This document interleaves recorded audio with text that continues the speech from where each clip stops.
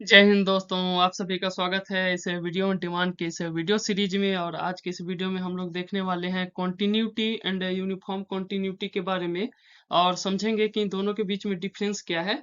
और इसके लिए मैं जो यूज करूंगा वो एप्सिलॉन डेल मेथड होगा, क्योंकि वो एक स्टैंडर्ड मेथड होता है। तो इस टॉपिक में जाने से पहले सबसे पहले मैं कुछ बेसिक चीजों के बारे में डिस्कस करना चाहूंगा, जिसमें कि फर्स्ट वन जो हम लोग का है वो है नेबरहुड। हमको नेबरहुड के बारे में जानना बहुत जरूरी है इस पॉइंट में जाने से पहले। एक है नेबरहुड और सेकंड एक एग्जांपल है। तो अगर मैं नेबरहुड का बात करूं तो नेबरहुड में दो चीजें मैटर करता है। सबसे पहले नेबरहुड ऑफ विच पॉइंट, किस पॉइंट का हम लोग नेबरहुड देख रहे हैं। और सेकंड हम लोग को जो मैटर करता है वो रेडियस ऑफ नेबरहुड। अगर हमको रेडियस पता है नेबरहुड का तो वो मैटर करता है। मान के चलिए मैं एक लाइन ड्रॉ कर रहा हूँ और ए यहाँ पे कोई एक पॉइंट है। अब मैं चाह रहा हूँ कि इस ए पॉइंट का नेबरहुड चेक करूँ और किस रेडियस का नेबरहुड चेक करूँ। मान के चलो मैं रेडियस ले लिया एच। तो ए का पॉजिटिव साइड में जो हमको एक वैल्यू मिलेगा और नेगेटिव साइड में जो वैल्यू मिलेगा, ये जो है मान के चलिए इसको लिख दिया ए प्लस एच और इसको लिख दिया ए माइनस एच।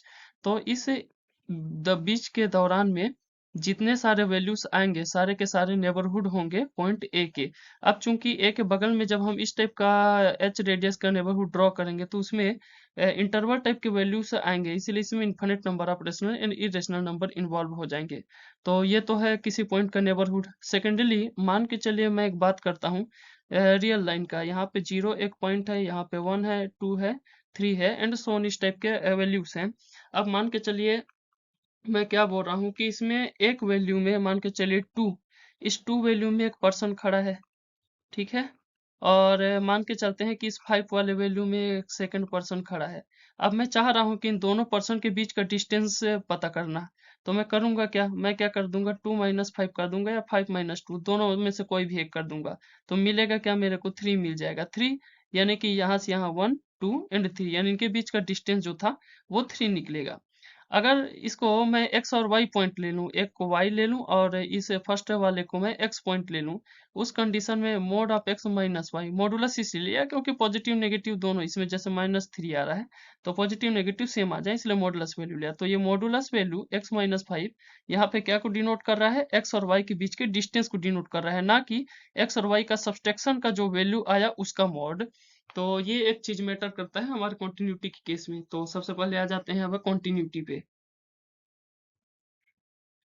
देखिए सबसे पहले आप लोग कॉन्टिन्यूटी का स्टैंडर्ड डेफिनेशन जरूर देखे होंगे। अ फंक्शन, अच्छा, अब कॉन्टिन्यूटी जो होता है किसी इंटरवल में, जब हम लोग कॉन्टिन्यूटी देखते हैं, अभी फिलहाल इंटरवल की बात कर रहे हैं, जब किसी इंटरवल में हम लोग कॉन्टिन्यूटी की बात करते हैं तो इंटरवल जो कंटिन्यूटी होता है जो मैटर करता है वो किसी पॉइंट पे मैटर करता है। हम इंटरवल के सारे पॉइंट पे चेक नहीं कर पाते, इसलिए किसी एक पॉइंट पे चेक करते हैं।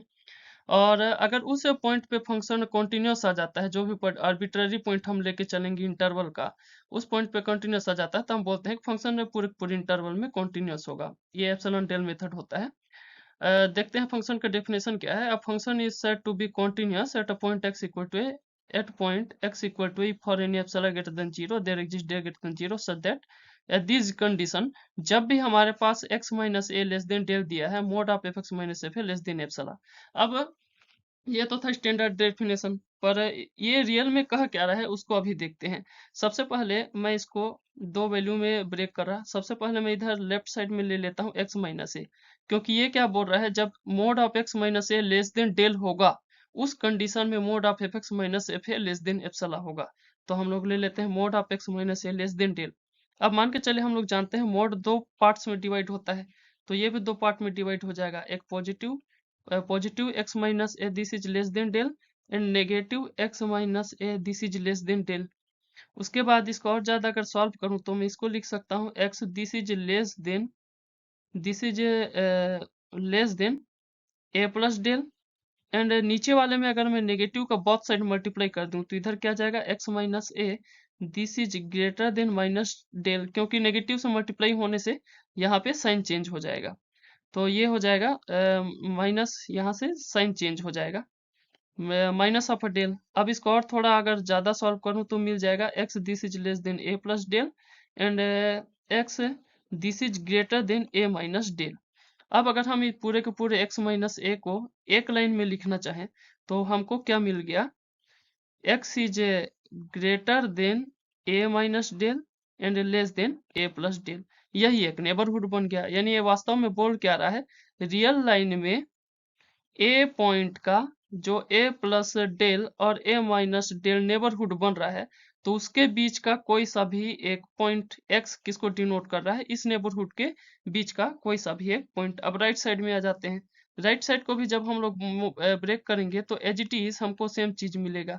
मैं डायरेक्टली लास्ट वाला टर्म ला रहा हूँ। लास्ट में क्या है, हम लोग का जो एफ ऑफ एक्स है वो लेस देन आ जाएगा F of A plus epsilon से, और एफ ऑफ एक्स जो है ये ग्रेटर आ जाएगा F of A minus epsilon से। यानी कि हमको यहाँ पे भी क्या पता चल रहा है, हमको पता चल रहा है जो एफ एक्स है वो किसके किसके बीच में है, एफ ए प्लस एप्सिलॉन, और ये किससे ग्रेटर है, एफ ए माइनस एप्सिलॉन। ये भी एक नेबरहुड है, लेकिन ये नेबरहुड किस में बनेगा, वाई एक्सिस में। क्यों वाई एक्सिस में, क्योंकि ये इमेजेस का है, तो यहाँ पे इमेजेस के कलेक्शन से बना है। तो यहाँ पे मान के चलिए मैं इसको ले लिया F of A, A point का जो इमेज बना एफ ऑफ ए, इसको मैं ले लिया एप्सिलॉन नेबरहुड। तो एप्सिलॉन नेबरहुड पे ये बन जाएगा एफ ए माइनस एप्सिलॉन, और इस साइड बन जाएगा एफ ए प्लस एप्सिलॉन। अब जैसे ही आप लोग नेबरहुड समझे, अब आप लोग को डेफिनेशन का जियोमेट्रिकली मीन समझते हैं कि ये बोल क्या रहा है। अगर इसी से अगर देख के हमको समझना है तो ये यह बोल रहा है कि मैं जब भी इस a माइनस डेल और a प्लस डेल के बीच में कोई सा भी मेंबर x लूंगा, तो उस x का जो इमेज f ऑफ x बनेगा वो y एक्सिस में f ऑफ a यानी a का जो इमेज है उसका neighbourhood F A plus epsilon या एफ ए माइनस एप्सिलॉन उसके बीच में मिलना चाहिए। अगर उसके बीच में मिल रहा है तब एप्सिलॉन डेल कंडीशन सेटिस्फाई होगा कॉन्टिन्यूटी का। अगर नहीं नहीं हो रहा तो एप्सिलॉन डेल सेटिस्फाई नहीं होगा। लेकिन जियोमेट्रिकली इसको समझते हैं। जियोमेट्रिकली मान के चलिए मैं यहाँ पे एक ड्रॉ कर दिया लाइन। मान चलिए यह एक लाइन है, ये एक एक्सिस है, एक्स एक्सिस है, ये वाई एक्सिस है। यहाँ पे ए कोई पॉइंट है जिसपे हम लोग कंटिन्यूटी चेक कर रहे हैं। यहाँ पे इसका positive neighbourhood a plus del and negative neighbourhood a minus del. अब हम ये बोल क्या रहा है अपना फंक्शन कि इसके बीच में कोई भी मेंबर ले तो इमेज किस में आना चाहिए, ए का जो इमेज बनेगा उसको मैं यहाँ पे लूंगा एफ ऑफ ए। उसके बाद इसका, अब देखिए अब दोनों में तो सेम नेबरहुड ले नहीं सकते, इसमें डेल ले लिए हैं तो इसमें एप्सिलॉन नेबरहुड ले लेते हैं। यहाँ पे आ जाएगा एफ ए माइनस एप्सिलॉन और यहाँ पे आ जाएगा एफ ए प्लस एप्सिलॉन। अब ये हम लोग को डेफिनेशन बोलना क्या चाह रहा है कि जब भी मैं इस नेबरहुड के बीच से अब चूंकि इस नेबरहुड में इन्फिनिट नंबर ऑफ पॉइंट होंगे तो infinite number of x possible है, तो इन्फिनिट नंबर एक्स में से मैं कोई सा भी एक्स एक सेलेक्ट करूं तो उसका जो इमेज बनेगा वो ऑलवेज इस एप्सिलॉन नेबरहुड के अंदर में आना चाहिए। मैं यहाँ से कोई भी एक एक्स लिया तो उसका जो इमेज है वो इस एप्सिलॉन नेबरहुड के अंदर रहे, इससे बाहर ना जाए। और ऐसा अगर कंडीशन सेटिस्फाई हो रहा है तब फंक्शन कॉन्टिन्यूस होगा। क्या लिखता है, for each epsilon greater than 0 हमको एक डेल मिलेगा। यानी जब भी हम ऐसा मेंबर हम लोग उठाएंगे हमको इमेजेस में जो मेंबर जाएगा वो कभी भी एप्सिलॉन को एक्सीड नहीं करेगा, उसके अंदर ही रहेगा। तो ये तो था कॉन्टिन्यूटी का जियोमेट्रिकल रिप्रेजेंटेशन। अब इसमें एक चीज जो हम लोग का ऑब्जर्वेशन है, यहाँ पे आप ध्यान से देखें अगर तो ये समझ पाएंगे कि जो डेल है, डेल यानी कि जिससे हम लोग जिस दूरी के अंदर में हम लोग मेंबर ले रहे हैं, इसके बीच में अगर मैं डेल सेलेक्ट किया हूं जो भी ए plus del A minus del, तो इसके अंदर से जो मेंबर ले रहे हैं ये डेल दो चीजों पे डिपेंड कर रहा है। सबसे पहले ए पॉइंट पे डिपेंड कर रहा है और इधर जो इमेज बन रहा है एप्सिलॉन उस पे भी डिपेंड कर रहा है। अगर इन दोनों पे कुछ चेंज हो रहा है तो फंक्शन कॉन्टिन्यूस नहीं होगा। तो जो कॉन्टिन्यूटी होता है उस कॉन्टिन्यूटी में हम लोग का जो डेल होता है वो दो चीजों पे डिपेंड करता है, एक तो एप्सिलॉन पे डिपेंड करता है और एक पर्टिकुलर पॉइंट पर डिपेंड करता है। अगर पर्टिकुलर पॉइंट चेंज हुआ तो हमको जो है हो सकता है फंक्शन कॉन्टिन्यूस जो है किसी पॉइंट पे वो दूसरे पॉइंट पे कॉन्टिन्यूस ना रहे।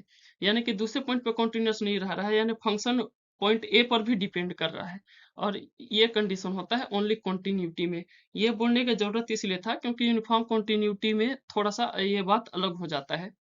और इसमें और बताने लायक चीज, अगर इसको जो बोला अभी मैं इसको थोड़ा एग्जांपल से समझते हैं।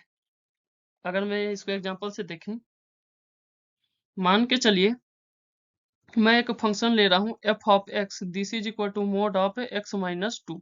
अब ये एक मॉडुलस फंक्शन है और आप लोगों को पता होगा कि मॉडुलस फंक्शन का ग्राफ कैसे बनता है। ये 0 है, ये 1 है और ये 2 है। ये मोड एक्स माइनस ए टाइप का फंक्शन है, तो ए पे सेंटर बनेगा, ए यानी 2, और इसका जो ग्राफ बनता है कुछ इस टाइप से बनता है। तो इस फंक्शन का अगर मैं continuity at x equal to 2 check करना चाहूँ तो ये फंक्शन कॉन्टिन्यूस आ जाएगा। क्यों कॉन्टिन्यूस आ जाएगा? क्योंकि f of 2 this is equal to 0 आ जाएगा, फंक्शनल वैल्यू 0 आ गया। और उसके बाद लेफ्ट हैंड लिमिट अगर मैं चेक करना चाहूँ to negative f of x, तो मेरे को फंक्शनल वैल्यू जो मिलेगा 2 माइनस एच। तो अगर मैं इसको पुट करूंगा 2 माइनस एच एंड माइनस 2, तो ये 2 2 कैंसिल होकर मोड ऑफ माइनस एच, और एच टेंडिंग टू 0 ही है तो लेफ्ट लिमिट भी 0, और इसी टाइप से हम लोग को राइट लिमिट भी इसका 0 ही मिलता है। तो राइट लिमिट 0 मिल जाता है, यानी कि x इक्वल टू 2 पर फंक्शन कॉन्टिन्यूस हो जाता है। लेकिन ये a इक्वल टू 2 पे सेटिस्फाई कर रहा है। मान के चलिए इसी को मैं a इक्वल टू समथिंग और x इक्वल टू कुछ और ले लेता हूँ। मान के चलिए मैं x इक्वल टू 1 पे चेक करना चाह रहा हूँ। x इक्वल टू 1 पे आप देखना f ऑफ 1 जो आएगा वो आ जाएगा 1 माइनस 2 का मॉड, यानी minus 1, this is equal two plus 1। उसके बाद लेफ्ट लिमिट देखते हैं हम लोग। लेफ्ट लिमिट क्या जाएगा, मैं डायरेक्ट चेक कर रहा, आ जाएगा limit h tending to 0 function of 1 minus h. तो एच की जगह में 1 माइनस एच माइनस 2 ये पुट करूंगा। अब इसको अगर मैं कैलकुलेट करूं तो क्या आएगा, मेरे पास आ जाएगा 1 - h - 2 से -1 - h, और इससे मेरे को जो मिल जाएगा, इससे मेरे को मिल जाएगा 1। लेफ्ट लिमिट इक्वल टू 1 आ गया। अब राइट लिमिट देखते हैं, राइट लिमिट क्या आता है। तो राइट लिमिट यहाँ पे आ जाएगा। अब देखिए इसका राइट लिमिट हम लोग को मिल जाएगा, फंक्शन आप यहाँ पे आ जाएगा 1 प्लस एच एंड माइनस 2, इसका हम लोग का मॉडुलस वैल्यू। ठीक है, हम लोग को इसके लिए मिलेगा क्या, हमको मिल जाएगा H minus mode of H minus 1। अब देखिए मोड ऑफ एच माइनस 1 में जैसे मैं क्या बोलते हैं राइट साइड लिमिट लूँ, तो right side limit equal to हम लोग का ब्रैकेट में एच माइनस 1 आएगा। ब्रैकेट में एच माइनस 1 में अब एच टेंडिंग टू 0 करूँ तो -1 आ रहा है, यानी कि इसका जो राइट लिमिट है वो लेफ्ट लिमिट के इक्वल नहीं आ रहा है। लेफ्ट साइड में 1 क्यों आया, क्योंकि इसमें लेफ्ट लिमिट में नेगेटिव साइन लग जाता है।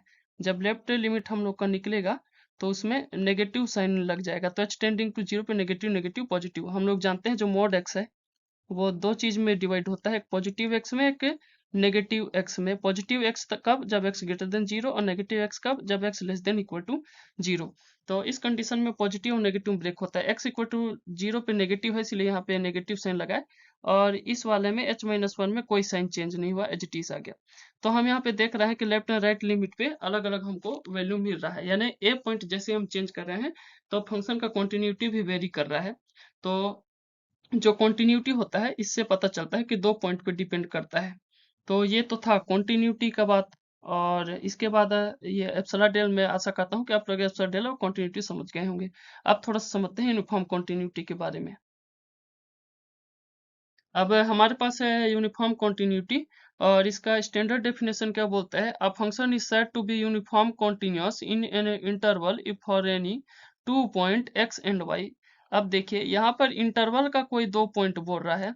अगर इंटरवल का कोई दो पॉइंट है of the interval there exist epsilon greater than 0 such that for there greater than 0 we have.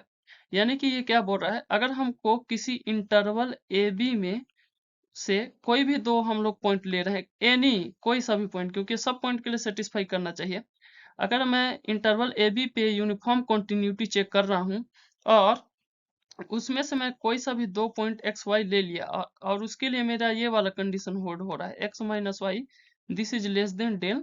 अगर ये कंडीशन है तो मेरे को मिल रहा है mode of f x minus F of Y this is less than epsilon, तब मैं बोलूंगा फंक्शन यूनिफॉर्म कॉन्टिन्यूअस है।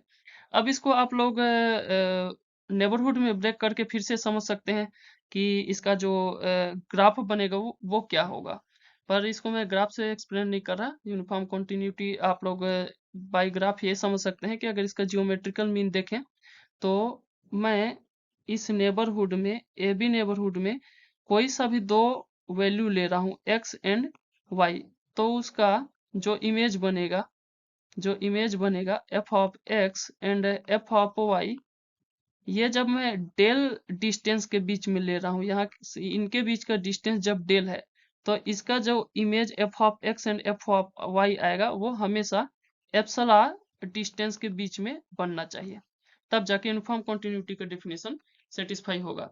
तो इस टाइप से आप यूनिफॉर्म कॉन्टिन्यूटी का डेफिनेशन समझ सकते हैं। अब इसमें डिफरेंस ये है कि ये ओनली, इसमें जो डेल है वो ओनली एप्सला पे डिपेंड करता है। क्यों ओनली एप्सला पे डिपेंड करता है? क्योंकि यहाँ पे कोई सा भी सिंगल पॉइंट नहीं होता। हम लोग कॉन्टिन्यूटी हमेशा किसी भी इंटरवल के किसी एक पॉइंट पे चेक करते हैं, एक पॉइंट पे कॉन्टिन्यूटी का डेफिनेशन लगता है, जबकि यूनिफॉर्म कॉन्टिन्यूटी में हम पूरे के पूरे इंटरवल को कवर करते हैं।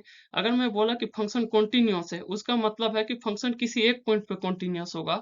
लेकिन अगर मैं बोला कि फंक्शन यूनिफॉर्म कॉन्टिन्यूअस है, उसका मतलब फंक्शन गिवन डोमेन के हर एक पॉइंट में कॉन्टिन्यूअस है, और हर एक पॉइंट पे यूनिफॉर्मली कॉन्टिन्यूअस है, यानी कि हर एक पॉइंट पे कॉन्टिन्यूअस है। तो ये डिफरेंस होता है इनमें। सबसे पहला वो पॉइंट पे भी डिपेंड करता है, ये ओनली एप्सला पे डिपेंड करता है। और यूनिफॉर्म कॉन्टिन्यूटी और कॉन्टिन्यूटी को एक जनरल लाइफ एग्जांपल से समझने का ट्राई करते हैं। मान के चलिए कोई एक मान के चलिए कोई एक विलेज है, और उस विलेज और दूसरे विलेज के बीच में एक रोड है। आपको अपने वाले विलेज से अगले वाले विलेज पे पहुंचना है, मान के चलिए। अब इन दोनों विलेज के बीच में बहुत सारे चाय का टपरी, होटल, और कहीं पे बैठने के लिए एक बस स्टैंड टाइप सा, तीन चार जगह पे कुछ जगह बना हुआ है। अब आप मान के चलिए अपने वाले विलेज से चलना स्टार्ट करते हैं, और चलते रहते हैं, आपको दूसरे विलेज जाना है। आप अपने विलेज से दूसरे विलेज तक चलना स्टार्ट करते हैं, और जाते ही रहते हैं, और आप बीच में कहीं भी नहीं रुकते, ना बस स्टैंड पे रुकते हैं, ना चाय टपरी पे रुकते हैं, आप कहीं पे नहीं रुकते, बस चलते ही जाते हैं और दूसरे विलेज में पहुंच जाते हैं।